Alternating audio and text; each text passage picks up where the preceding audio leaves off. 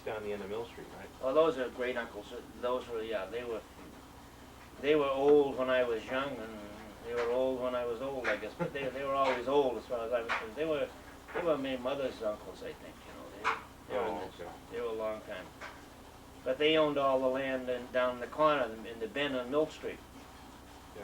And Hurley's Pond was down in back. This is all land abutted the Chato River and the railroad tracks.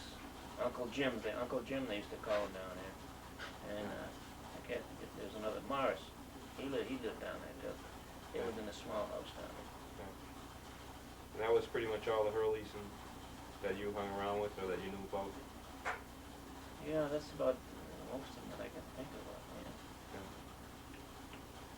Well, then there was a Hurley, I don't know whether you had this before or not, but there's a Hurley connection up in Concord, which I'm not too familiar with that, up in Concord, Mass. Edwin would know more about that than I would. No. That's, he didn't bring that one up. No, he didn't bring that one. I don't know too much about that.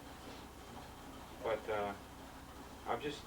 I remember you telling me about sitting on a billboard watching the wind blow it back and forth during the 38 hurricane. Yeah, 38 hurricane, yeah. Oh, that was quite a day. That was the first real storm of our lifetime. 1938 I think it was on a Saturday afternoon. We were down playing down in North Street there by where the housing for the elderly is now. And we were climbing up in the billboards, and the wind is blowing increasingly, getting real bad. And the billboard swaying back and forth. And we finally decided we better get off that billboard. And the trees started coming down, and power lines started coming down. Plus we raced home, and Papa made us go in the house. Wouldn't let us come out for the remainder of the storm. Yeah. That was quite a day, though. That was quite a day. There was no big damage to your house or anything? Or? No big damage to our house, no. We were quite fortunate. But I remember all the Main Street in Randolph was all blocked off. There was a lot of the big elms were blown over. Down North Main Street and up on South Main Street, it was all. And they didn't have any power saws in those days. They were out there with the cross-cut saws. Yeah. It was quite a day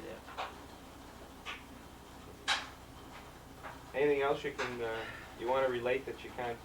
Well, there's a lot of things, but now they slip my mind. As soon as the camera turns. As soon as the camera comes on, I forget about it.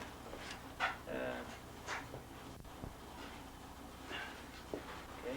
Well, we just we think we're running out of things to say, so we just kind of wanted to wrap the whole thing up, and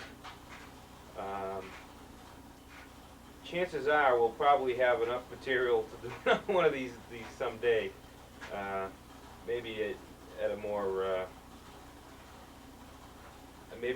personal level,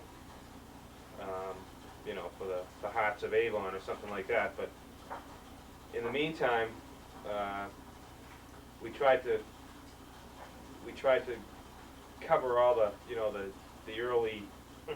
early to me, not so early to some people, but the early events of how the Harts and the Hurleys ended up in Randolph, and we tried to cover as much ground as we could and include as many people as we could, but few people may not have gotten included, and we're sorry about that, but maybe next time around we'll recall everybody. And I just want to thank Ed Hart and Joe Hart for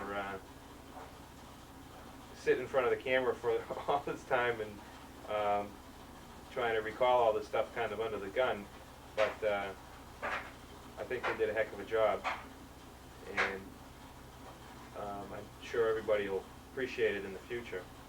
And I don't know if Dad has anything left to say. I gave him a half an hour to think about what the last thing was he could say. So, in any event, Dad, thanks a lot. Okay, it's really great. It's something we've been looking forward to doing for quite a while.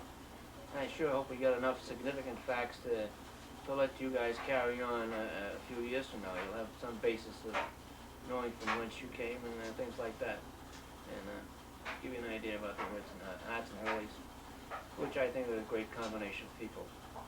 Thank you very much, Greg. Okay. Okay. Okay. All right.